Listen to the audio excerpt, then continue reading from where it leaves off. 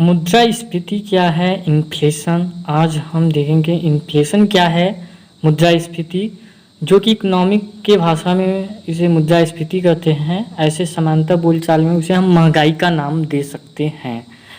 तो मुद्रास्फीति मूल्यों स्तरों में होने वाली सतत वृद्धि, सस्टेनेड इंक्रीज इन प्राइस लेवल, मुद्रास्फीति है। यानी मूल्यों के स्तरों में होने वाली सतत वृद्धि क्या है, मुद्रास्फीति है। आम बोलचाल की भाषा में मुद्रास्फीति महंगाई है, लेकिन सिद्धांतः मूल्यों का गिरना भी मुद्रास्फीति है। अर्थशास्त्र मूल्य वृद्धि यानी प्रिंस राइज को मुद्रास्फीति और मूल्यह्रास को मुद्रा अपस्फीति, डिफ्लेशन और डिसइन्फ्लेशन कहा जाता है। अब हम देखेंगे मुद्रास्फीति के कारण। मुद्रास्फीति का कारण क्या है, reason the behind the inflation, अर्थात मुद्रास्फीति के किस कारण से होता है। तो यहाँ पे दो टॉपिक हम बताएंगे। पहला है 1970 दशक के पूर्व और दूसरा जो है 1970 दशक के बाद का। तो 1970 दशक के पूर्व में जब हम आएंगे तो इनके दो पार्ट हैं। एक मांग जनित मुद्रास्फीति जिसे डिमांड पुल इन्फ्लेशन कहते हैं, और दूसरा जो होगा लागत जनित मुद्रास्फीति यानी कॉस्ट पुश इन्फ्लेशन कहते हैं। मांग जनित मुद्रास्फीति क्या है कि किसी भी वस्तु का क्या है, मांग बढ़ने यानी डिमांड बढ़ जाता है, ठीक, और आपूर्ति घटने से और जैसे किसी वस्तु का क्या है, मांग बढ़ गया और यह वस्तु प्रोडक्ट में, उत्पादन में क्या है, उसकी आपूर्ति नहीं हो पा रही है, घट जा रही है, यानी खरीदने वालों की संख्या 100 है और जो वस्तुएं हैं वो 50 हैं। तो इसके कारण यानी मांग बढ़ जा रही है, आपूर्ति घट रही है। इन कारण से असंतुलन की स्थिति में क्या किया जाएगा, वो महंगाई मूल्यों के स्तरों में वृद्धि होता है। महंगाई बढ़ या घट सकती है दोनों। उपाय, इससे हम कैसे उपाय करेंगे, तो मांग व आपूर्ति दोनों पक्षों में हम क्या करेंगे, संतुलन करेंगे। या तो फिर प्रोडक्ट को बढ़ाएंगे या तो मांग को घटाएंगे, इन दोनों में। दूसरा लागत जनित मुद्रास्फीति है। लागत जनित मुद्रास्फीति कहा जा रहा है कि कोई भी वस्तु यदि है, ठीक, और उस वस्तु में कितने रुपए का लागत हो रहे हैं, फैक्टर कॉस्ट क्या है उस वस्तु, जैसे मान लीजिए कि एक पुस्तक ही है तो पुस्तक के लिए उस पुस्तक को पेज में बनाने के लिए वहाँ पे मजदूर और मशीन के द्वारा बिजली, मशीनरी, कच्चे माल और इन सभी मूल्यों में वृद्धि से क्या होता है, वस्तु का लागत मूल्य अधिक होगा। ये इससे है, यानी किसी वस्तु की लागत में ही वृद्धि हो गया कि कच्चे माल में वृद्धि होना, मशीनरी या बिजली का रेट बढ़ना, मजदूर, परिवहन, यातायात, तो ये सभी मूल्यों के आधार पे फैक्ट पे प्रभाव पड़ना, तो ये लागत जनित मुद्रास्फीति होगा। अब हम दूसरे पॉइंट में देखेंगे 1970 दशक के बाद। तो मुद्रा का उद्भव हुआ जो 1945 मांग प्रबंधन केंद्रवादी विचार के विरोध में हुआ। अब इसमें ये देखा गया है कि मांग के जगह यानी डिमांड के जगह क्या देखा गया, मुद्रा की अधिक छपाई की गई और प्रवाह किया गया, यानी प्रिंटिंग एंड फ्लो और को जिम्मेदार बताया गया। आपूर्ति घट जाती है, यानी हम क्या करते हैं कि 1970 के बाद हम क्या करते हैं, मनी सप्लाई कर देते हैं, पर क्या है, और डिमांड सप्लाई नहीं कर पाते हैं, यानी प्रोडक्ट का सप्लाई नहीं कर पाते हैं। इसका मतलब ये है, नीचे उत्पादन में वृद्धि किए बिना, उत्पादन को बढ़ाने से पहले ही हम क्या कर लिए, मुद्रा आपूर्ति बढ़ा दिए, यानी मनी सप्लाई कर दिए। तो क्रय शक्ति जो मानव है, व्यक्ति हैं, जो सभी के पास मनी सप्लाई आ गया, तो खरीदने की शक्ति क्या हो गई, बढ़ गई, और उत्पादन डिमांड क्या हो गया, बढ़ गया, तो इन्फ्लेशन बढ़ती है। इस अवधारणा ने ही मुद्रा आपूर्ति प्रबंधन यानी मनी सप्लाई मैनेजमेंट को जन्म दिया। अब यहाँ पे हम देखेंगे 1970 के बाद मुद्रास्फीति के 3 कारणों का पता चलता है, 3 पक्ष का। फर्स्ट है मांग आपूर्ति, डिमांड सप्लाई, लागत प्रबंधन, और तीसरा है मुद्रा आपूर्ति, मनी सप्लाई। अब हम यहाँ पे देखेंगे कि मुद्रास्फीति के प्रकार। सर मुद्रास्फीति यानी महंगाई कितने प्रकार के होते हैं, टाइप ऑफ इन्फ्लेशन। तो फर्स्ट हम देखेंगे अल्प मुद्रास्फीति यानी हाइपो इन्फ्लेशन, और सेकंड हम देखेंगे अति मुद्रास्फीति हाइपर इन्फ्लेशन। अब अल्प मुद्रास्फीति का मतलब ये होता है कि किसी वस्तु का मूल्य क्या है, सरकती हुई या धीरे धीरे बढ़ना। यानी जैसे किसी वस्तु का मूल्य है आज 1 महीने में 10 रुपये है, तो वो 6 महीने में इसमें कुछ बढ़ोतरी हुआ मूल्य में, फिर इसके बाद 2 साल में, 3 साल में धीरे धीरे बढ़ना। यानी यहाँ पे देखिए डायग्राम बताया गया है, और डायग्राम में दिखाया जा रहा है कि इन्फ्लेशन 1 एक स्तर पे बढ़ा है, फिर दूसरे में, तीसरे में, चौथे में, 5वें में, 6वें में धीरे धीरे बढ़ रहा है। यानी 6-6 महीना या 1-1 वर्ष या 2-2 साल लॉन्ग पीरियड में धीरे धीरे। अब अति मुद्रास्फीति हाइपर इन्फ्लेशन। हाइपर इन्फ्लेशन जो है 2 अवधियों के अंतर्गत, इसमें 2 अवधि होगा। अप्रदर्शित मुद्रास्फीति की दरों के परास यानी रेंज के आधार पर अंतर किया जाता है। जैसे हम यहाँ पे डायग्राम देखेंगे, जो डायग्राम है ए और बी, इसके बीच में बिंदु है 1 2 3 4 बिंदु है।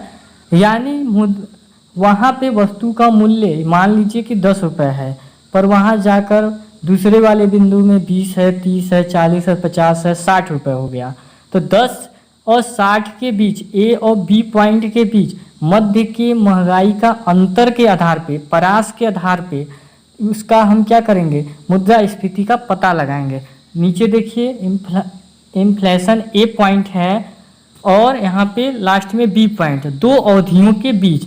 यानी कहने का मतलब हम यहाँ पे ये कह सकते हैं कि जैसे 2020 में किसी वस्तु का मूल्य क्या था, 2021 में क्या था, फिर 22 में क्या था, 23 में क्या था, 24 में क्या था, 25 में क्या था, 2025। यानी हम कह सकते हैं कि 2020 से लेकर 25 के मध्य में, अब 20 और 25 के मध्य में एक आधार वर्ष लेकर हम इस मुद्रास्फीति का महंगाई का अंतर ज्ञात कर सकते हैं, वो अति मुद्रास्फीति है।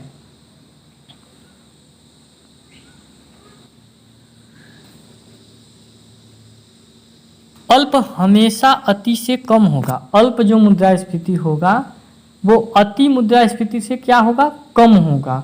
और अल्प मुद्रास्फीति 1 अंक का होगा, सिंगल डिजिट होगा। और अति मुद्रास्फीति द्विअंकीय होगा, जो डबल डिजिट का होगा। ठीक। और यहाँ पे देखिए 1923 में जर्मनी में 36 अरब गुना बढ़ गई मुद्रास्फीति दर। मुद्रास्फीति दर की बात जो किया जा रहा है, मुद्रास्फीति दर और मूल्य वृद्धि। ठीक। और यूगोस्लाविया में 1933 में मुद्रास्फीति प्रतिदिन 20% मूल्य वृद्धि हो रही थी। अब हम देखेंगे व्यापार और वाणिज्य जगत में जो है पत्रकारों, विशेषज्ञों द्वारा अति मुद्रास्फीति के लिए कई अन्य पर्यायवाची अवधारणाओं को प्रचलित किया गया है। पहला क्या क्या इनको अति, तो अति मुद्रास्फीति को अन्य नामों को भी नाम दिए गए हैं, 1 2 3 4। ध्यान दीजिएगा, वो भी आपके क्वेश्चन में पूछे जा सकते हैं।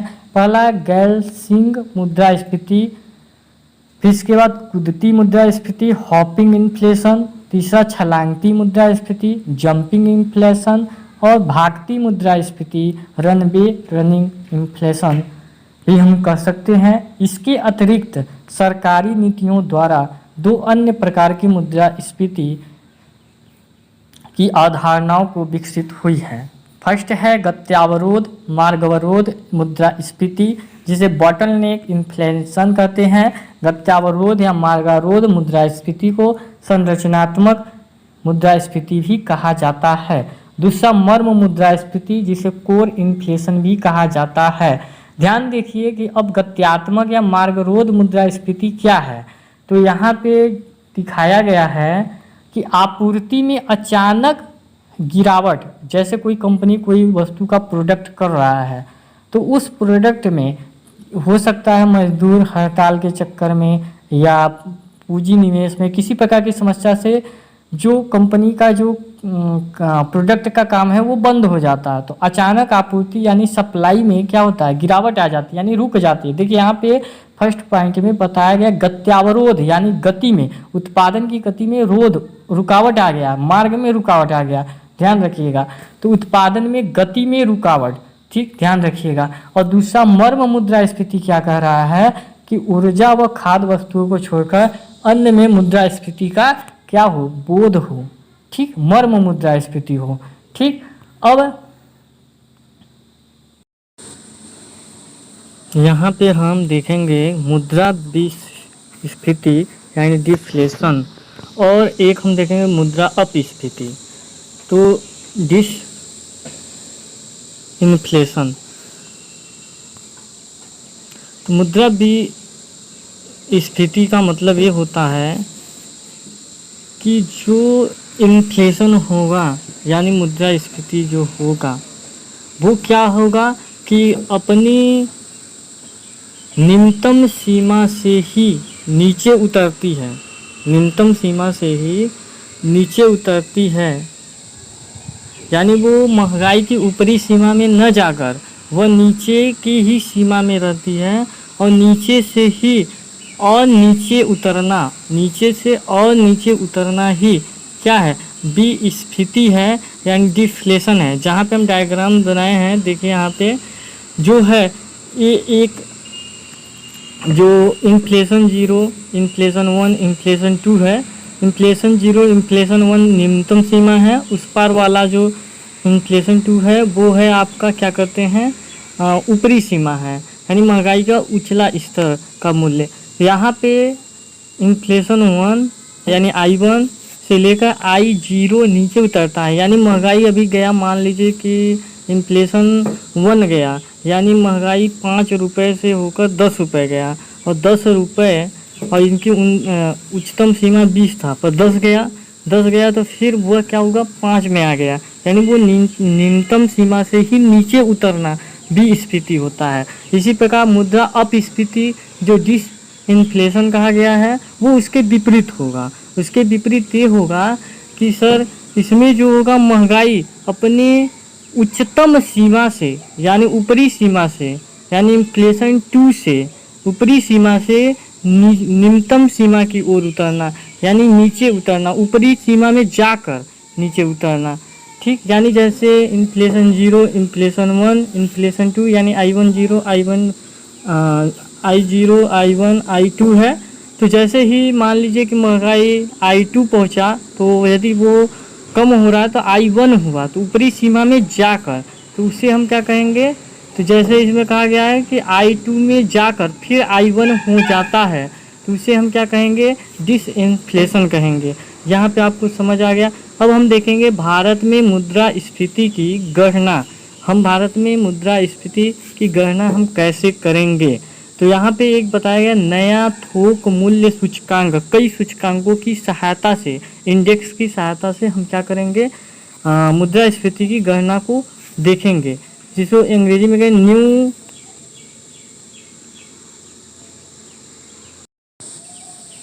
यहाँ पे हम देखेंगे कि भारत में मुद्रास्फीति की गणना तो कई सूचकांकों की सहायता से हम करेंगे। पहला हम देखेंगे नया थोक मूल्य सूचकांक, new wholesale price index WPI। फिर दूसरे में नया उपभोक्ता मूल्य सूचकांक के बारे में जानेंगे, new consumer price index CPI। Headline मुद्रास्फीति भी एक है, इसके बारे में जानेंगे। अखिल भारतीय सूचकांक, ऑल इंडिया इंडेक्स, इन सभी की सहायता से हम भारत में मुद्रास्फीति की गणना के कॉन्सेप्ट को समझेंगे। तो सबसे पहले हम नया थोक मूल्य सूचकांक देखेंगे कि नया थोक मूल्य सूचकांक क्या कहता है। तो यहाँ पे देखेंगे भारत में मुद्रास्फीति की गणना, calculation of inflation in India, हम कैसे करेंगे। नया थोक मूल्य सूचकांक मैंने अभी बताया कि new wholesale price index WPI। देखते हैं केंद्रीय वाणिज्य एवं उद्योग मंत्रालय द्वारा, एक मंत्रालय होता है केंद्र सरकार के पास, और केंद्रीय वाणिज्य एवं उद्योग मंत्रालय द्वारा मई 2017 में थोक मूल्य सूचकांक WPI की नई श्रृंखला, एक नई सीरीज की घोषणा की गई। और घोषणा क्या की गई कि इसकी प्रतीक्षा तब से थी, तब उपभोक्ता मूल्य सूचकांक CPI की एक नई श्रृंखला की घोषणा 2011 व 12 में की गई थी। इस नई श्रृंखला से जुड़े महत्वपूर्ण तथ्य निम्न प्रकार हैं। तो इसमें क्या थी, कुछ लोगों की प्रतीक्षा थी। प्रतीक्षा क्या थी कि 2011-12 में इसकी घोषणा की गई थी कि हम नया थोक मूल्य सूचकांक को क्या करेंगे, घोषणा करेंगे कि इसमें क्या क्या शामिल कर रहे हैं। जिसमें महत्वपूर्ण तथ्य क्या थे नई श्रृंखला में, पहले पॉइंट में हम देखेंगे। इसमें है पहले में कि आधार वर्ष यानी बेस ईयर को हम 2005 से संशोधित करके 2011-12 कर दिया गया है। यहाँ पे ध्यान देखिएगा कि 2004 या 5 को हम संशोधित कर दिए इम्प्रूवमेंट, और इसमें क्या कर दिए 2011 और 12 कर दिया गया। दूसरी की बात करेंगे तो दूसरे में हम कहेंगे कि नई श्रृंखला में पहले की तरह 3 मुख्य समूह हैं। यानी नई श्रृंखला जो नई सीरीज लाया गया वो पहले की सीरीज की तरह 3 मुख्य ग्रुप थे। पहला प्राथमिक उत्पाद पहले भी था। दूसरा जो ग्रुप था समूह वो ईंधन एवं ऊर्जा का है, और तीसरा विनिर्मित उत्पाद का है। तीसरा हम कहेंगे कि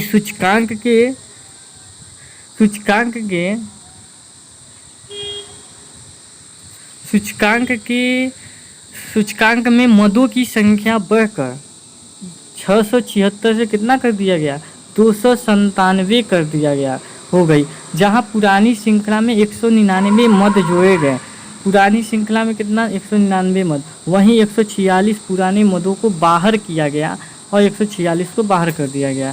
फिर इसमें एक पॉइंट और बोला है कि इस श्रृंखला की गणना में उत्पादों पर यानी प्रोडक्ट पर लगने वाले अप्रत्यक्ष कर, यानी यहाँ पे डायरेक्ट कर नहीं लग रहे हैं, इनडायरेक्ट लग रहे हैं, इनडायरेक्ट टैक्स को नहीं जोड़ा गया है। यानी जो अप्रत्यक्ष कर लगते हैं उसमें को नहीं ऐड किया गया है, जिस कारण थोक मूल्य सूचकांक अब राजकोषीय नीति के प्रति क्या हो गया, उदासीन हो गया। आगे की ओर देखेंगे, उदासीन हो गया। इस प्रकार अंतर्राष्ट्रीय स्तर का हो गया, इंटरनेशनल लेवल का हो गया, तथा उत्पादक मूल्य सूचकांक प्रोड्यूसर प्राइस इंडेक्स के काफ़ी समान हो गया।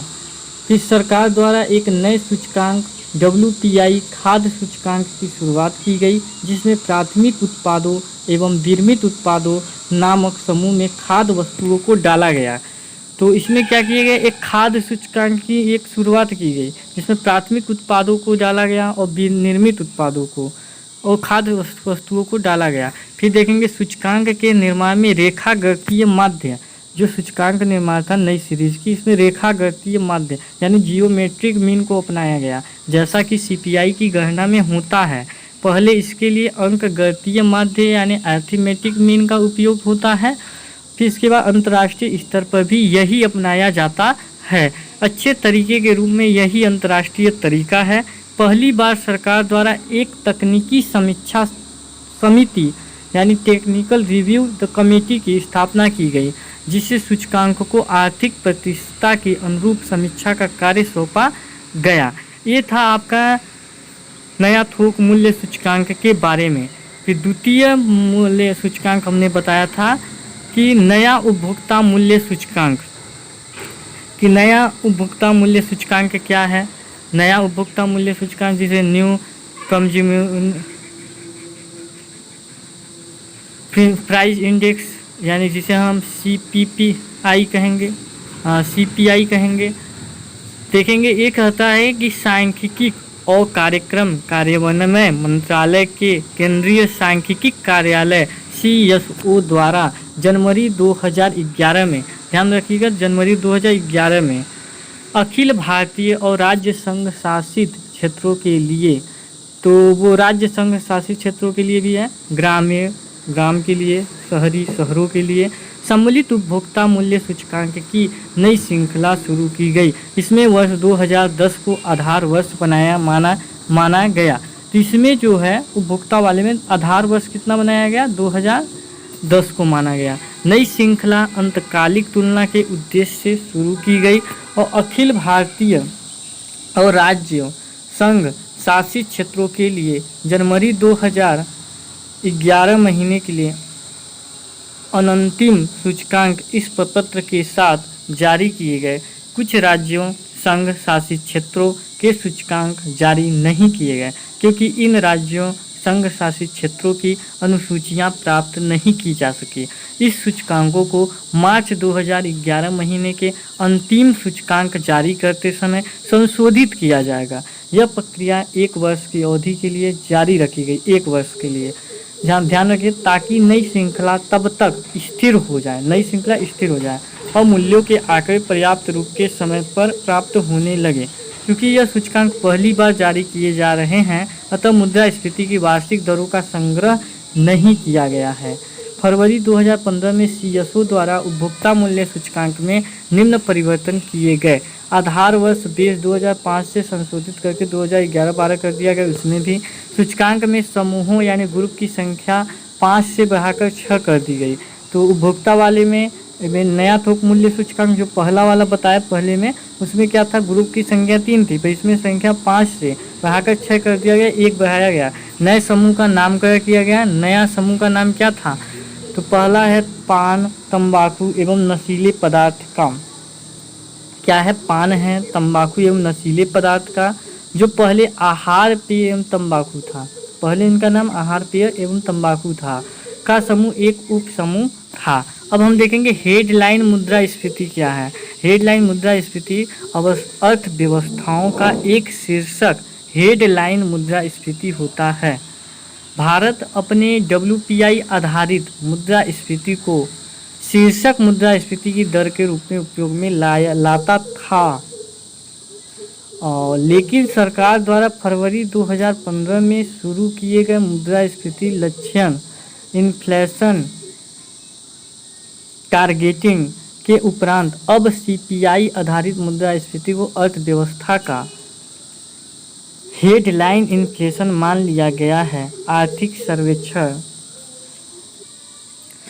फिर 2015-16 वर्तमान में भारतीय रिजर्व बैंक द्वारा हेडलाइन मुद्रास्फीति की जो CPIC है को 2 से 6% के बीच रखने का लक्ष्य बनाया गया।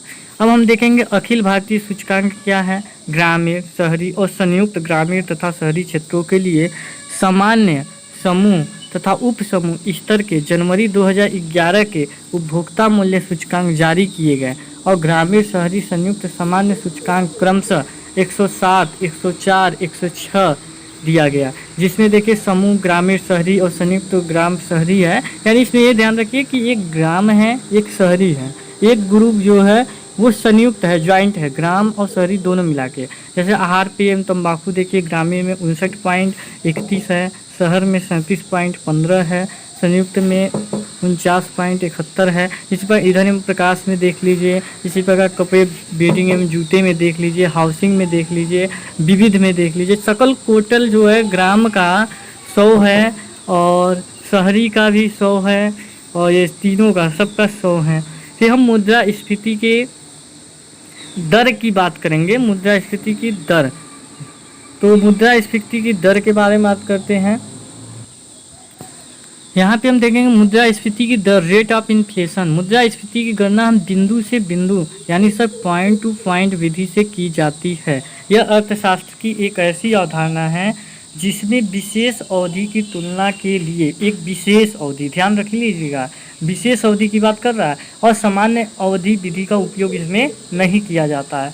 उदाहरण के लिए वार्षिक मुद्रास्फीति का अर्थ क्या होगा, 1 जनवरी से 31 दिसंबर नहीं होगा कि हम 1 जनवरी से शुरू किए और 31 दिसंबर तक नहीं, बल्कि 1 जनवरी से अगली 1 जनवरी तक होगा। यानी 1 जनवरी से 1 ही जनवरी में अंत होगा, ये नहीं कि हम 31 दिसंबर को ख़त्म करें। इसी प्रकार साप्ताहिक मुद्रास्फीति 7 दिनों की नहीं होगी, पहले और 8वें दिन के आधार पर होगी। जैसे कहने का मतलब, जैसे हम सोमवार से देखना चाहते हैं तो वो सोमवार से जाकर रविवार तक नहीं ख़त्म होगा, सोमवार से अगले सोमवार तक में ही ख़त्म होगा। फिर इसके बाद नीचे देखते हैं किसी अवधि के बीच की मुद्रास्फीति दर, उस अवधि में मुद्रास्फीति सूचकांक यानी प्राइस इंडेक्स में आए परिवर्तन के प्रतिशत के रूप में प्रदर्शित की जाती है। इसे अंकों में भी दर्शाया जाता है। इसे सूचकांक निर्माण में उत्पादों को उनकी महत्ता के आधार पर अलग अलग भार वेटेज आवंटित किया जाता है। किसी विशेष वर्ष को आवश्यकता अनुसार आधार वर्ष माना जाता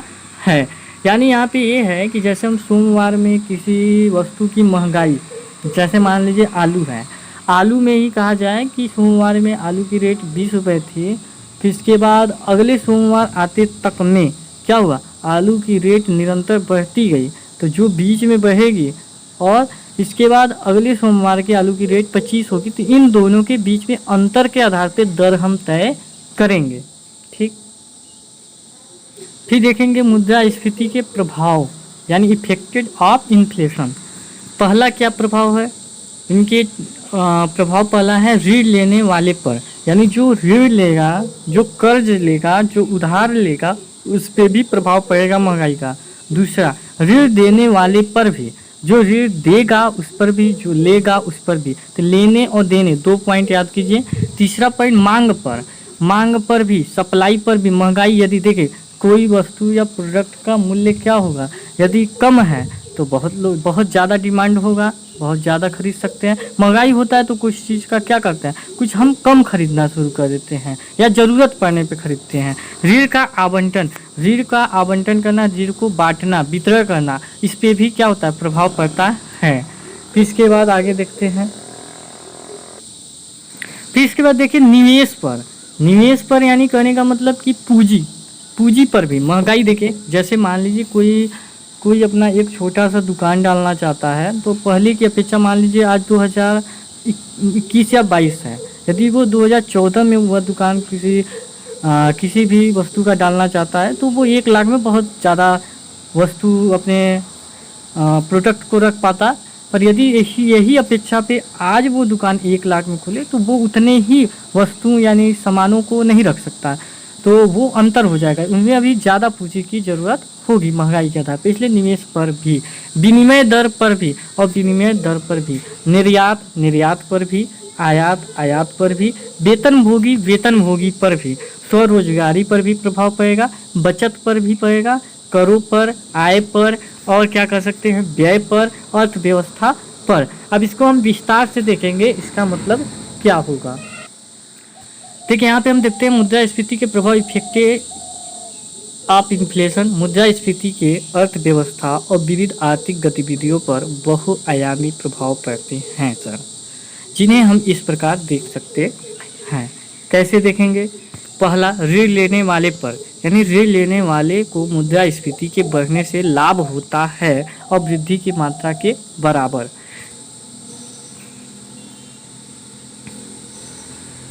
ऋण देने वाले पर मुद्रास्फीति वृद्धि का ऋण देने वाले के लाभ पर प्रतिकूल प्रभाव पड़ता है और वृद्धि की मात्रा के बराबर।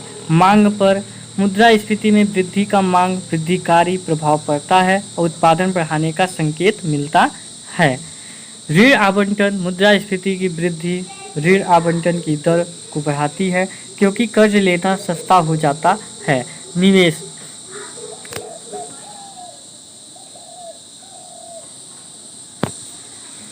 निवेश बढ़ती या बढ़ी हुई मुद्रास्फीति निवेश को बढ़ाती है, क्योंकि जहां एक तरफ ऋण सस्ता हो जाता है वहीं बाजार में उत्पादों की बढ़ी मांग का संकेत भी मिलता है। विनिमय दर में हम देखेंगे हर मुद्रास्फीति के साथ देश की मुद्रा की विनिमय दर में परिवर्तन होता है। इसके बढ़ने से मुद्रा का मूल्य घटता है और तथा बढ़ने से बढ़ता है। जैसे हम मुद्रास्फीति बढ़ेगा ना, तो मुद्रा का मूल्य यानी वैल्यू, महंगाई घटेगी तो घटेगा, महंगाई बढ़ेगा तो बढ़ेगा। ठीक, अब देखिए निर्यात पर, मुद्रास्फीति की वृद्धि देश की वस्तुओं के निर्यात को बढ़ाती है क्योंकि घिसावट के कारण उत्पादकों में मूल्य प्रतिस्पर्धा बढ़ जाती है। यानी हमें ये देखना है निर्यात यानी हम किसी वस्तु को क्या कर रहे हैं, हम निर्यात कर रहे हैं, यानी उसे बेच रहे हैं, तो बेचेंगे महंगाई का तो कारण होगा ही। आयात पर, मुद्रास्फीति बढ़ने से आयात में कमी होगी, ठीक, क्योंकि घिसावट के कारण देश के अंतर्राष्ट्रीय मुद्रा बाजार में कमजोर पड़ती है और बराबर मात्रा के आयात के लिए अब अधिक व्यय करना पड़ता है। जैसे आयात के लिए कहीं महंगाई बढ़ गया किसी प्रोडक्ट को, जिस चीज़ को आप मंगा रहे हैं, तो पहले जैसे कुछ कम महंगाई थी तो ज़्यादा मंगा पाते थे, अब महंगाई ज़्यादा है तो उतने ही पूंजी में कुछ कम मंगा पाएंगे, ये ध्यान रखिएगा। फिर देखिए वेतनभोगी पर मुद्रास्फीति की हर वृद्धि वास्तविक मजदूरी रियल वेज को कम करती है और इस प्रकार वेतनभोगी की क्रय शक्ति और जीवन स्तर में ह्रास होता है। जैसे वेतनभोगी, जैसे पहले आपको पेमेंट 10,000 रुपये मिलते थे तो 10,000 में क्या होता था, बहुत ज़्यादा वस्तुओं को खरीद पाते थे, कुछ पैसे बचा पाते थे। अब क्या महंगाई बढ़ गया, 10,000 जहाँ व्यय आप 2,000 करते थे वहीं अब व्यय खर्च 2,500 करने पड़ रहे हैं, तो कुछ असर होते हैं, जीवन स्तर भी थोड़ा निम्न हो जाता है।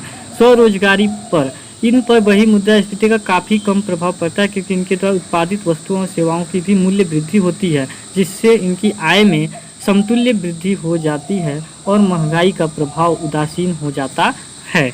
बचत पर मुद्रास्फीति व्यक्ति के व्यय में वृद्धि करती है।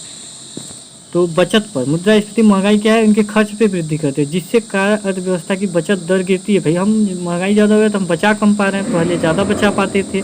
करों पर मुद्रास्फीति की वृद्धि का करों की वसूली पर अनुकूल प्रभाव पड़ता है। जैसे मान लीजिए कोई वस्तु 20 रुपये की थी तो 20 रुपये के रेट के हिसाब से हम कर अदा करते थे। 25 रुपये तो 25 रुपये के आधार पर हम कर का अदा करेंगे। इसलिए प्रत्यक्ष या अप्रत्यक्ष दोनों पर क्योंकि करों की वसूली तथा मूल्य होती है इसलिए थोड़ा सा प्रभाव पड़ेगा। आय पर मुद्रास्फीति व्यक्ति व फर्म दोनों पर ही प्रभाव डालती है। आय का सामान्य मूल्य बढ़ जाता है जबकि इसके वास्तविक मूल्य में कोई वृद्धि नहीं होती। व्यय पर मुद्रास्फीति की स्थिति में दोनों ही प्रकार के व्ययों पर असर पड़ता है। उपभोग व्यय बढ़ने से जीवन स्तर में क्या आती है, गिरावट आती है। और विशेषकर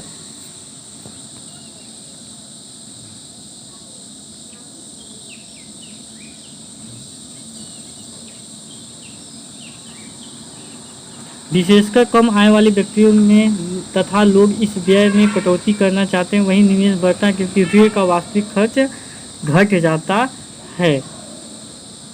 अर्थव्यवस्था पर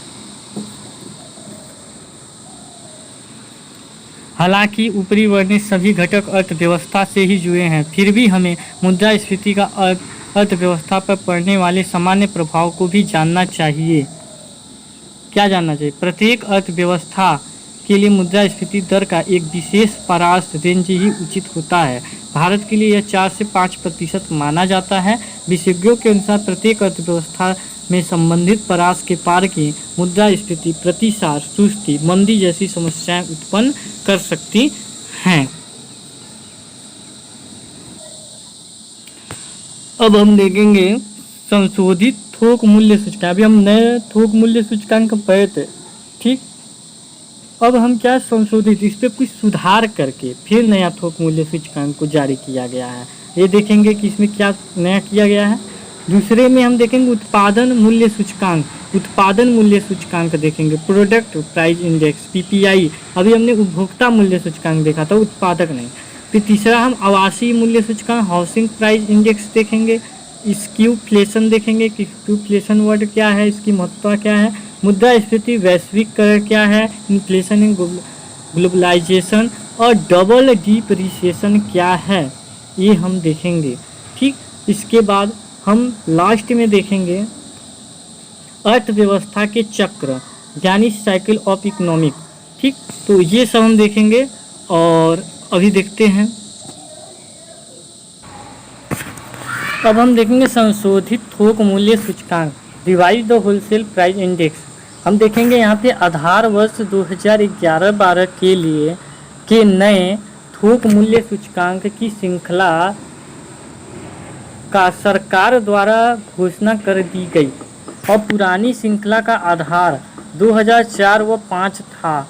सकल घरेलू उत्पाद GDP तथा औद्योगिक उत्पादन सूचकांक जो IIP का वर्तमान आधार वर्ष भी कितना था, वो 2011-12 था ही है। नई श्रृंखला संबंधी सलाह देने के लिए सरकार द्वारा मार्च 2012 में एक कार्य दल की स्थापना की गई। तो क्या है, सलाह देने के लिए नई श्रृंखला में, तो इसमें संशोधन में एक कार्य दल की स्थापना की गई और तत्कालीन योजना के सदस्य सौमित्र चौधरी की अध्यक्षता में, ध्यान रखिएगा किसकी अध्यक्षता में, सदस्य सौमित्र चौधरी की अध्यक्षता में थोक मूल्य सूचकांक की नई श्रृंखला से जुड़े प्रमुख बिंदु निम्न प्रकार हैं। तो नई थोक मूल्य सूचना जो पहले बताया थे, पर इसमें अभी संशोधन करके बताया गया है। हम देखेंगे संशोधन में क्या क्या बताया गया है। पहला बताया गया कि सूचकांक के 3 प्रमुख समूह को यथावत रखा गया है। जैसे हम बताया कि इसमें क्या है, तीन समूह पहले भी था, उसको बोला कि वैसे को वैसे ही रखा गया है। प्राथमिक समूह, ईंधन एवं ऊर्जा तथा विनिर्मित उत्पाद।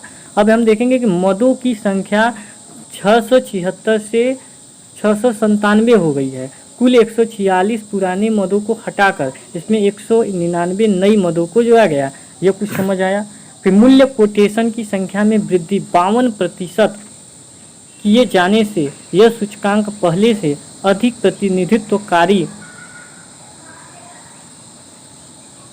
है। कोटेशन की संख्या 5482 से बढ़ाकर 8331 की गई, यानी पहले 5482 था जो कि 8331 कर दिया गया। तो ध्यान रहे कोटेशन की संख्या कितनी थी, 52%।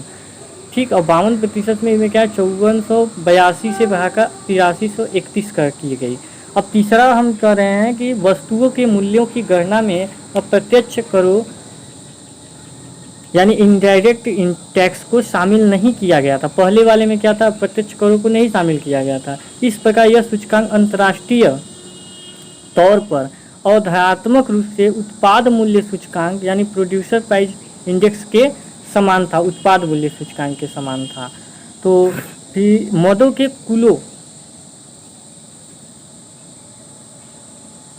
कुलों की गणना के लिए गुणात्मक माध्य का उपयोग किया जाता है। ध्यान रखिए, गुणात्मक माध्य की, ये माध्य है, दिख नहीं रहा है, माध्य जियोमेट्रिक मीन का उपयोग किया जाता है, जो पुनः एक अंतर्राष्ट्रीय मान्य प्रक्रिया है। नए उपभोक्ता मूल्य सूचकांक CPI में भी इसी विधि का उपयोग किया जाता है। पांचवा है पुरानी एवं नई श्रृंखला में किए गए मदों, उनके भारों, कोटेशन संबंधी परिवर्तनों का तुलनात्मक विवरण तालिका 10(1) में दिया गया है। तालिका को हम दिखा दे रहे हैं, देख लीजिए। कुल वस्तुएं, प्राथमिक वस्तुएं, ईंधन और विनिर्मित उत्पादन 2004, 2011, 12, 2004, 5, 2011 में ये हैं इनकी डाटा।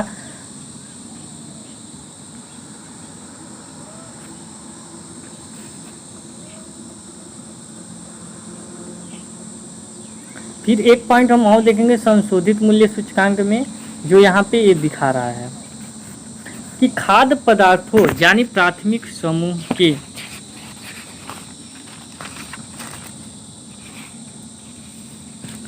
एवं खाद्य उत्पादकों, देखिए खाद्य पदार्थों को प्राथमिक समूह, खाद्य उत्पादकों को विनिर्मित उत्पादकों को सम्मिलित करके पहली बार एक नए थोक खाद्यान्न मूल्य सूचकांक की शुरुआत की गई।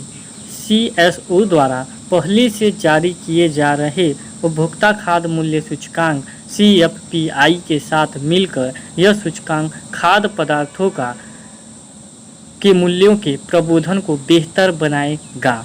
अब हम उत्पादन मूल्य सूचकांक देखेंगे जो PPI था। इसमें है भारतीय अर्थव्यवस्था की मुद्रास्फीति, जिसकी गणना थोक मूल्य सूचकांक BPI पर की जाती है। तो जो मुद्रास्फीति की जो गणना है ना, वो थोक मूल्य सूचकांक पर की जाती थी। तो ये कई कमियां हैं इसमें, जैसे इसमें सेवाओं को शामिल न होना, सर इसमें सेवाएं शामिल न होना, और इस पर नौकरशाही और सरकारी का नियंत्रण CSO का होना। इसमें ये था कि जो हम नए थोक मूल्य सूचकांक बताए थे, इसमें तो सबसे पहले सर्विस को शामिल नहीं किया गया था। दूसरा नौकरशाही यानी कर्मचारी का नियंत्रण था, सरकारी अंडर पे था। इन बातों को ध्यान में रखकर सरकार द्वारा अभी एक उत्पादन मूल्य सूचकांक क्या है, PPI के निर्माण का कार्य किया जा रहा है। इस कार्य को योजना आयोग के अंतर्गत गठित एक समिति, एक कमेटी के द्वारा पूरा किया जा रहा है, जिसमें अंतर्राष्ट्रीय मुद्रा कोष IMF द्वारा विशेषज्ञ सलाह उपलब्ध कराई जा रही है। पूर्ण कंप्यूटर आधारित तथा स्वचालित यह सूचकांक सेवाओं को भी शामिल कर सकेगा। तो जो अब उत्पादन मूल्य सूचकांक जो बनाया जा रहा है, ये सब कंप्यूटर पर आधारित होगा, ऑटोमेटिक चलेगा और यह सेवाओं को भी शामिल कर सकेगा। इस पर कोई नौकरशाही या सरकारी नियंत्रण नहीं होगा। शेयर सूचकांकों की तरह देश में PPI को प्रारंभ करने के सिलसिले में सरकार द्वारा गठित कार्यदल बी.एन. गोलदार की अध्यक्षता में, ध्यान रखिएगा कार्यदल की कौन अध्यक्षता थे, बी.एन. गोलदार, कौन, बी.एन. गोलदार, और अगस्त 2014 में और 2017 में अपनी सुझाव क्या कर दी, ये समिति सौंप दिए और विशेषज्ञ समिति इन सुझाव पर सरकार अभी भी विचार विमर्श कर रही है, अभी तो विचार विमर्श कर रही है। फिर 11 पर आवासीय मूल्य सूचकांक भी देखेंगे, एचपीआई हाउसिंग प्राइस इंडेक्स क्या है, तो हम देखेंगे कि भवन निर्माण उद्योग में बाजार संबंधी पारदर्शिता लाने के उद्देश्य से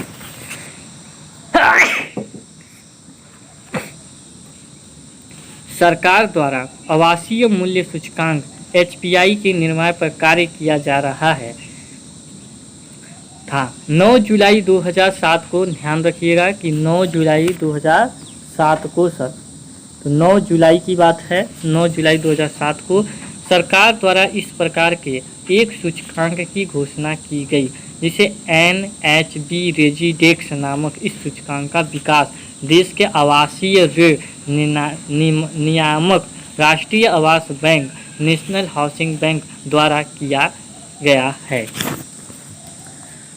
फिर हम देखेंगे वर्तमान में इस सूचकांक का प्रकाशन देश के 50 शहरों के लिए किया जा रहा है। इसका आधार वर्ष 2012 व 13 है तथा इसे प्रत्येक तिमाही के लिए प्रकाशित किया जाता है। तो ध्यान रखिए इसे प्रत्येक तिमाही 3 महीनों के लिए इसका पब्लिकेशन किया जाता है, प्रकाशित। और अभी इसमें 18 राज्य, अभी ध्यान रखिएगा कि इसमें 18 राज्य, केंद्र शासित प्रदेशों एवं 37 स्मार्ट सिटीज को शामिल कर लिया गया है। हालांकि NBH द्वारा अखिल भारतीय संयुक्त आवासीय सूचकांक की गणना बंद कर दी गई है, फिर भी समानुपातिक जनसंख्या के भारों के आधार पर आंतरिक रूप से इसकी गणना जारी है। अखिल भारतीय सूचकांक के अनुसार आवासों के मूल्यों में क्या आई है, गिरावट आई है और दिसंबर 2016 की तिमाही के बाद से वर्ष 2017-18 की पहली तिमाही में यह सूचकांक 4% तक क्या हो गए थे, गिर चुका था और वर्ष 2016-17 की तीसरी तिमाही के 8% की तुलना में। अब हम स्क्यूफ्लेशन देखेंगे। स्क्यूफ्लेशन क्या है? स्क्यूफ्लेशन में हम देखेंगे कि इस नए प्रकार की मुद्रास्फीति का प्रथम प्रयोग आर्थिक समीक्षा 2009 व 10 में पहली बार समीक्षा की गई, 2009-10 में किया गया। यह एक ऐसी मुद्रास्फीति की स्थिति को दर्शाता है जब सूचकांक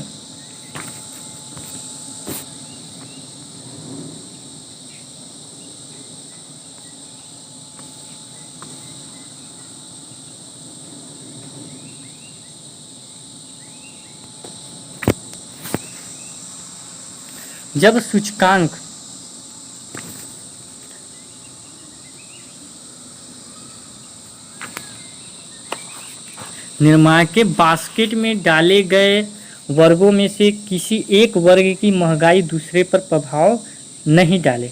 जैसा कि 2009 के अंतिम महीनों से आगे भारत में देखा गया कि जब खाद्य सामग्रियों की कीमतें बढ़ती रही हैं और गैर खाद्य पदार्थों पर उसका ऐसा कोई प्रभाव नहीं पड़ता दिखा, हालांकि आने वाले महीनों में इन पर भी प्रभाव पड़ा। इस अनोखी स्थिति को दर्शाने के लिए पहली बार मंत्रालय ने आर्थिक विशेषज्ञों द्वारा इस अवधारणा का प्रतिपादन किया गया। आने वाले इस वर्ष में लगभग ऐसी स्थिति चीन में देखी गई जिसमें विश्व व्याख्यित पत्रिका इकोनॉमिस्ट में भी चर्चा की गई और इस प्रकार जगत को एक नई शब्दावली मिली। इसमें यह था कि जैसे मान लीजिए कोई एक बास्केट है, यानी कोई एक वर्ग है, ठीक, और एक वर्ग में मतलब कहने का मतलब यह है कि जैसे कि किसी एक वस्तु, जैसे खाद्य पदार्थों की कीमत बढ़ रही है तो खाद्य पदार्थ से अन्य वस्तुओं का कीमत न बढ़ना, जैसे पेट्रोल हो गया वगैरह और अन्य वस्तु का कीमत नहीं बढ़ता, एक वर्ग में ही प्रभाव पड़ता है। पर हालांकि कुछ लंबे वर्ष बाद जैसे खाद्य सामग्री में जैसे भी महंगाई बढ़ा, उसके 6 महीने के अंतराल में या 1 वर्ष के अंतराल में अन्य चीज़ों में भी प्रभाव देखने को मिल सकता है। कहने का मतलब ये था। अब हम देखेंगे इसमें मुद्रास्फीति वैश्वीकरण, क्या देखेंगे, मुद्रास्फीति वैश्वीकरण देखेंगे।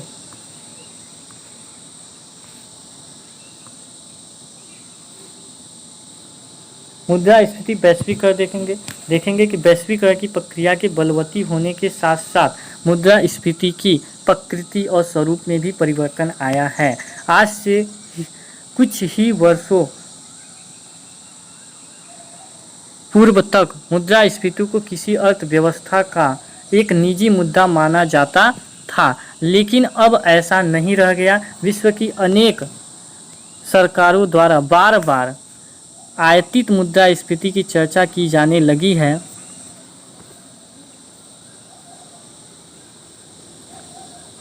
और वास्तव में यह नया शब्दावली वैश्वीकरण की देन है।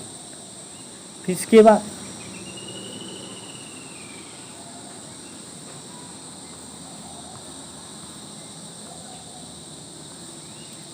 इसमें देखें वैश्वीकरण की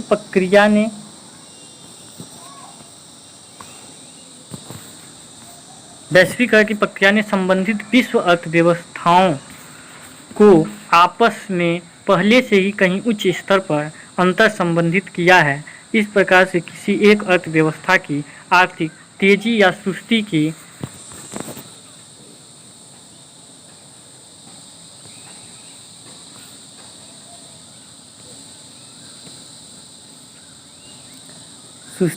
स्थितियों का अन्य अर्थव्यवस्थाओं पर आज कहीं अधिक प्रभाव पड़ता है। यह प्रभाव आज न सिर्फ पहले से अधिक प्रत्यक्ष है बल्कि द्रुत भी है और यही कारण है कि किसी देश की मुद्रास्फीति में होने वाली वृद्धि अगर देश के बाहर विद्यमान किसी घटना का प्रतिफल है तो उसे आयातित मुद्रास्फीति कहा जाता है। ऐसी ही स्थिति भारत की अर्थव्यवस्था के साथ उत्पन्न हुई है। जब विश्व बाजार में कच्चे खनिज तेल के मूल्य लगातार बढ़ने लगे और जून 2008 तक मुद्रास्फीति दर WPI 11% को पार कर गई, लेकिन वर्ष 2017-18 के मध्य तक यह पुनः 5% के सामान्य स्तर पर पहुंच चुकी थी। अब हम देखेंगे यहाँ पे क्या वैश्विक स्फीति क्या है।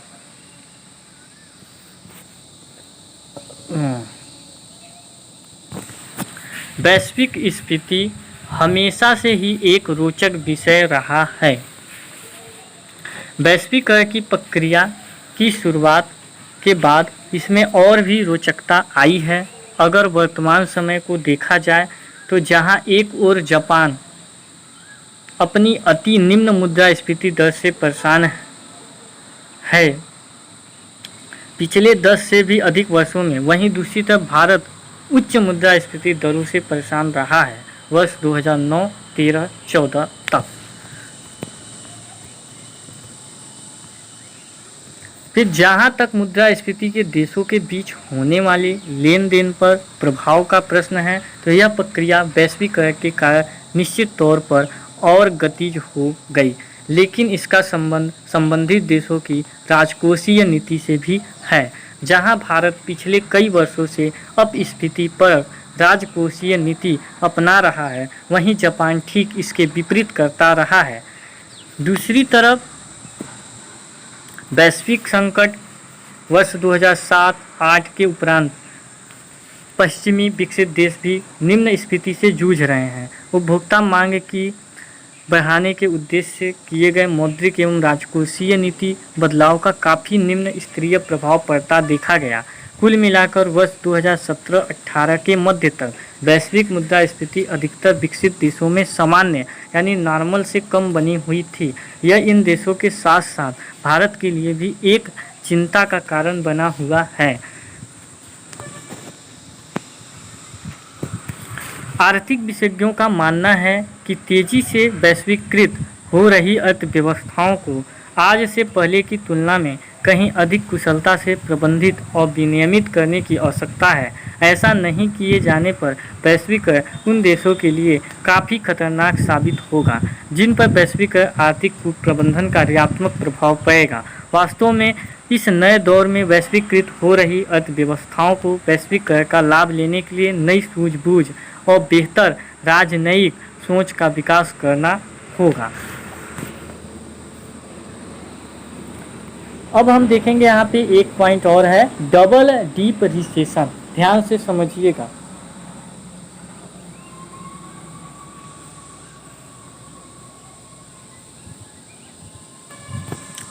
डबल डीप रिसेशन को अपसर्पर या अपगमन भी कहते हैं। अर्थव्यवस्थाओं के आर्थिक चक्र इकोनॉमिक साइकिल का एक पड़ाव, एक कला, एक फेज है। इस कला में मांग की काफ़ी नीचे गिरती है, यानी इसको एग्री डिमांड जो होता है, आपूर्ति सप्लाई, मांग डिमांड वो नीचे गिरते हैं और साथ ही मुद्रास्फीति भी निम्न होती है। तो ध्यान रखिएगा कि यहाँ पे क्या है, डिमांड भी कम होता है, उसके साथ साथ महंगाई भी निम्न होती है। तो आपको ये ध्यान रखना है कि जब मांग कम होगा तो महंगाई भी कम होगा। इसी प्रकार डबल डिप्रिसिएशन अपसर्पर की एक विशेष अवस्था है। अपसर्पर से ग्रस्त अर्थव्यवस्था जब समुत्थान की ओर अग्रसर होता है, यानी इससे जैसे जैसे वो डेवलपमेंट की ओर जाता है, इकोनॉमिक डेवलपमेंट की ओर स्थिति सुधरती जाती है, तो इसी बीच में अगर वह पुनः अपसर्पर, जैसे ही वह सुधरने की स्टेप 1 2 को क्रॉस कर रहा है, तो वैसे ही क्या पुनः दोबारा अपसर्पर की चपेट में आ जाए, दोबारा रिसेशन की प्रक्रिया में आ जाए, तो ऐसी स्थिति को डबल डीप रिलेशन कहा जाता है। हालांकि वैश्विक वित्तीय संकट, ग्लोबल फाइनेंशियल क्राइसिस ने लगभग सभी विकसित अर्थव्यवस्थाओं को अपसर्पर की चपेट में लिया। इस बीच कई देशों यथा फ्रांस, स्पेन आदि पर डबल डीप रिलेशन का खतरा भी बना रहा है।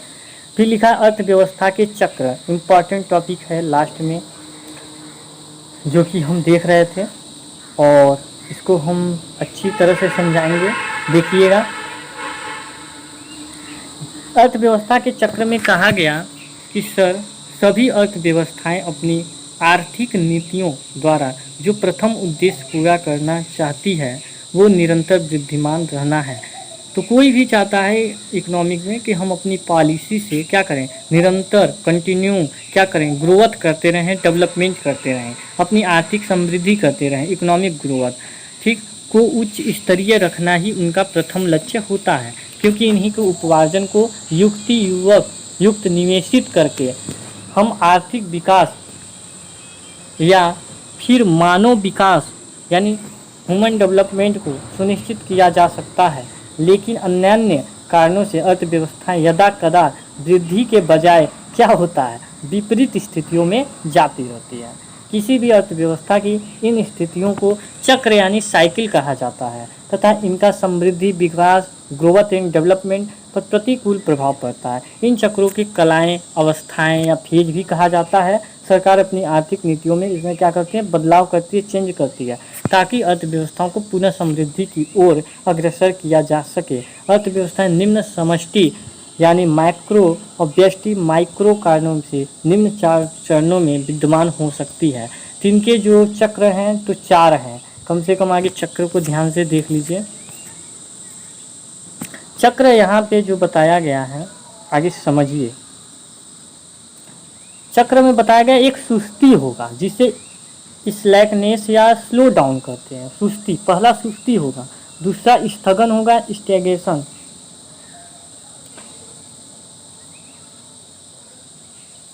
और तीसरा प्रतिसाद रिसेशन होगा और मंदी होगा। सबसे पहले ये 4 पॉइंटों को देखिएगा, इससे संबंधित ऑब्जेक्टिव क्वेश्चन पूछे जाते हैं, पेपर में भी पूछे जाते हैं और यह इम्पॉर्टेंट है। सुस्ती को हम समझेंगे, सुस्ती है क्या, ठीक, सुस्ती के लक्षण क्या हैं, ताकि सुस्ती के लक्षण देख लीजिए। यदि मार्केटिंग में है तो क्या क्या लक्षण रहेंगे। मांग में कमी होगा, क्या होगा, मांग में कमी यानी डिमांड में कमी होगा, पहली लक्षण। फिर दूसरा मुद्रास्फीति दर निम्न स्तरीय होगा। देखिए जब मांग में ही कमी होगा, लोग खरीदना ही कम कर देंगे तो मूल्य क्या होगा, उसकी कीमतें गिर जाती हैं, मुद्रास्फीति की दर निम्न हो जाएगी। आर्थिक गतिविधियां सुस्त व मंद, और जब उनकी खरीदना ही बंद कर देंगे तो आर्थिक गतिविधियां सुस्त व मंद तो हो ही जाएगी। तीसरे में रोजगार में वृद्धि, बचत दर में वृद्धि, और देखिए रोजगार में वृद्धि होगी, बचत दर में वृद्धि होगी और बचत दर में वृद्धि होगी। फिर भाई अब लोग खरीदना नहीं चाहेंगे तो बचेगा ही, ऋण आवंटन में कमी, ऋण आवंटन में कमी होगा। निवेश की दर में क्या होगी, गिरावट होगी। निवेश की दर में क्या होगी, गिरावट। तो ध्यान रखिएगा ये सभी लक्षण स्थगन, प्रतिसार और मंदी में भी होते हैं, ध्यान रखिएगा। अब हम सुस्ती को देखेंगे कि सुस्ती है क्या।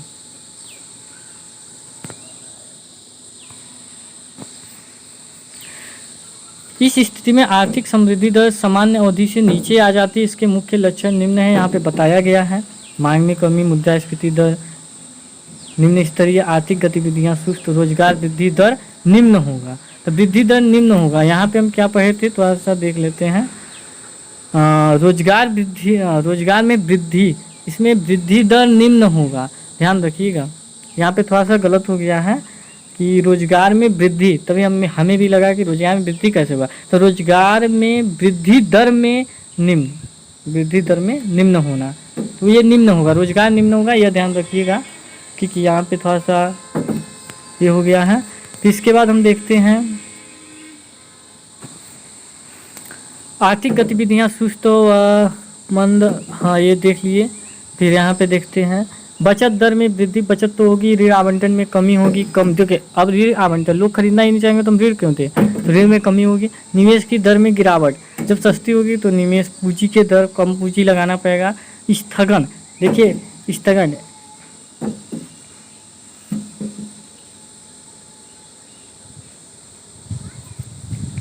स्टैगफ्लेशन जो है, स्थगनजन्य मुद्रास्फीति या स्थगन। स्थगन को आगे हम समझते हैं अपनी भाषा में। स्थगन का मतलब ये होगा कि देखिए यहाँ पे क्या, स्थगन का मतलब होता है रुकना। स्थगन देख लीजिए, स्थगन, स्थगन को हम पहले भी बता चुके हैं जिसमें गत्यावरोध था। इसमें क्या है कि जैसे कोई भी कंपनी है, कोई भी प्रोडक्ट, किसी वस्तु का उत्पादन कर रहा है तो उसके उत्पादन में गति, इसके उत्पादन रुकना किसी कारणवश से भी रुक सकता है। कोई समस्या के कारण क्या है, उत्पादन में रुकावट होना, यानी स्थगन होना। तो यानी उत्पादन में कमी होना, उसी को हम स्थगन कहते हैं। और उत्पादन में कमी होने से क्या होगा, महंगाई बढ़ जाएगा और डिमांड सप्लाई, आपूर्ति जो होगा, तो इसमें क्या है, डिमांड बढ़ जाएगा और मूल्य भी, महंगाई भी बढ़ जाएगी और मनी सप्लाई भी कर दिया जाता है। तो ये सभी समस्याएं हैं, इसको हम और देखते हैं एक तरीके से। तो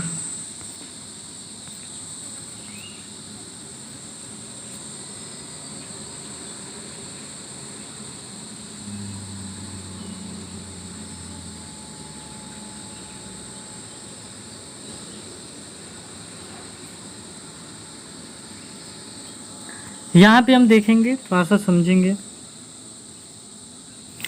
स्थगन जो है इसकी एक डायग्राम बनाई गई है, देखिए वो यहाँ पे P1, P0, P1, P2 यह क्या है, मूल्य का, ये है क्या कहते हैं, मूल्य का न्यूनतम सीमा है। और यहाँ पे जीडीपी है, जीडीपी का बढ़ना y1 हुआ। और यहाँ एग्री डिमांड 1 है, ये 0 है, संतुलन की अवस्था में है। ये इकोनॉमिक बढ़ रहा है, ग्रोथ कर रहा है और यह वृद्धि कर रहा है, ठीक। तो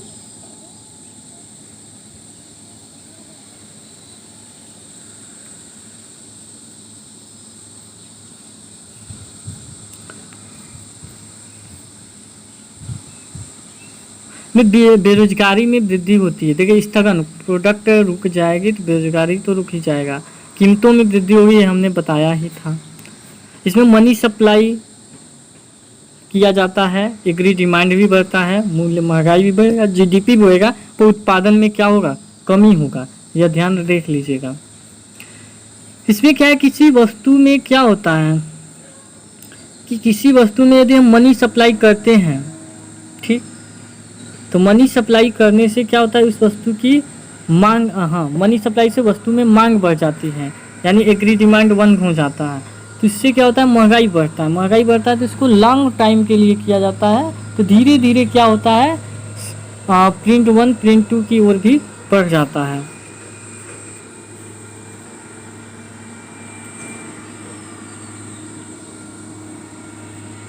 और यहाँ पे देखिए प्रतिसार, प्रतिसार थोड़ा सा देख लीजिए। रिसेशन, रिसेशन जो होगा उसमें हम क्या करते हैं, मनी सप्लाई किया जाएगा। देखिए स्थगन के बाद ही प्रतिसार आता है, हम बताए पहले भी कि स्थगन के बाद क्या आता है, प्रतिसार आता है।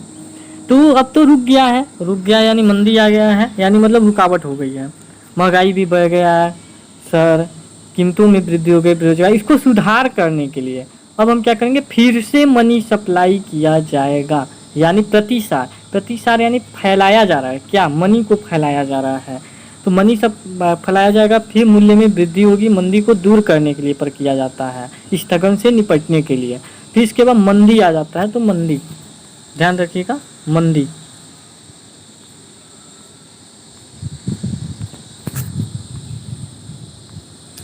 देखिए यहाँ पे हम देखेंगे स्थगन,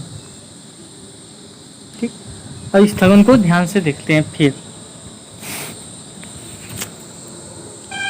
स्थगन अर्थव्यवस्था की एक ऐसी स्थिति है जिसमें निवेश की मात्रा बढ़ने से आर्थिक गतिविधियों के सक्रिय रहने के बावजूद भी अर्थव्यवस्था जैसे एक ही जगह पर खड़ी नजर आती है।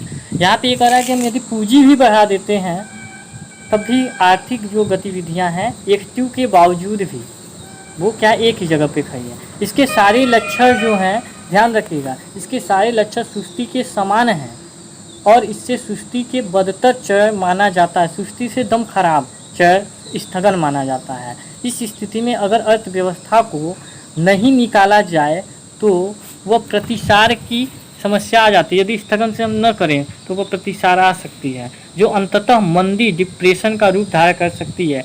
तो प्रतिसार आएगा, फिर इसके बाद मंदी आ जाएगा। इस स्थिति से अर्थव्यवस्था को वृद्धिमान बनाने के लिए सरकारें अर्थनीतियों में परिवर्तन लाती हैं, जिनका कई बार तत्काल रूप से स्फीतिधारी प्रभाव झलकता है। चुनिंदा उत्पादों का मूल्य तेजी से बढ़ता है। इस तरह की मूल्य वृद्धि इन्फ्लेशन को स्थन्यजन्य मुद्रास्फीति, स्टैगफ्लेशन कहते हैं। अब हम प्रतिसार को देखेंगे। प्रतिसार सुस्ती या स्थगन दोनों से ही ज़्यादा चिरकालिक और ख़तरनाक दशा है। साधारण तौर पे यह सुस्ती का चिरकालिक और गहरा स्वरूप है। इसके लक्षण सुस्ती के लक्षणों की भांति जिसमें स्तरों में अंतर होता है। इस स्थिति में अर्थव्यवस्था को बाहर निकलने के क्रम में किए गए आर्थिक नीति का कभी कभी मूल्य वृद्धिकारी प्रभाव झलकता है। इस मुद्रास्फीति को ही हम प्रतिसार जन्य मुद्रास्फीति यानी रिफ्लेशन, रिसेशन इसी को कहते हैं। ठीक, अब हम मंदी पढ़ेंगे। डिप्रेशन यह अति चिरकालिक प्रतिसार है। सारे लक्षण प्रतिसार के समान ही हैं। तो लक्षण जो हमने पहले वाला बताया तो वही लक्षण होंगे। अंतर मूलतः दो होते हैं। तो दो होते हैं। पहला क्या होता है?